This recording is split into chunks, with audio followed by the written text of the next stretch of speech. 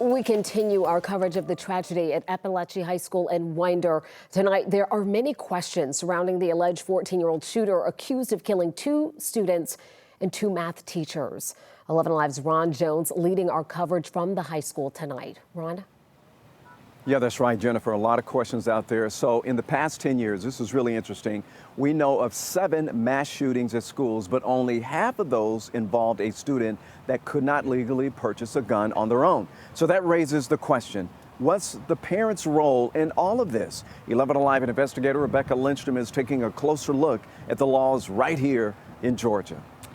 About half of the states do have some type of legal language holding parents accountable if their child gets access to a gun and uses it to harm someone else. But most of those laws didn't exist until after a tragic event like a school shooting.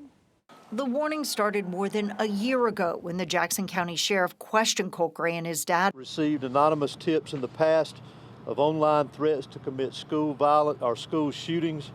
That past will play into the investigation now as police determine what role Gray's parents may have had on the attack at Apalachee High School. How is it that this 14-year-old came to have an AR assault-style rifle in a school? Georgia does not have any laws directly holding parents accountable for their child's actions when it comes to gun violence. But former prosecutor Tanya Miller says they can still face charges for negligent homicide or involuntary manslaughter. It's not simple negligence. It's not, I have a safe, I forgot to lock it. It's not that. A father of a school shooter in Washington did face charges a decade ago, but that was because he violated a protective order that banned him from owning a weapon.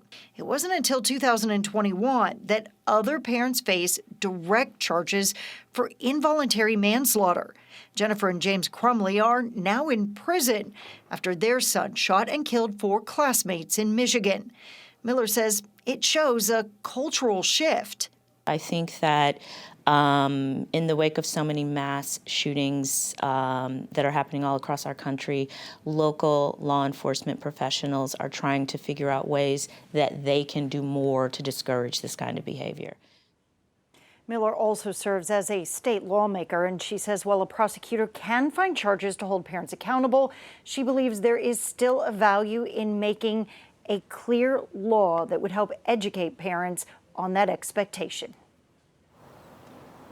Yeah, I think that's so important that the parents are engaged as well. Rebecca, thanks a lot. We appreciate that.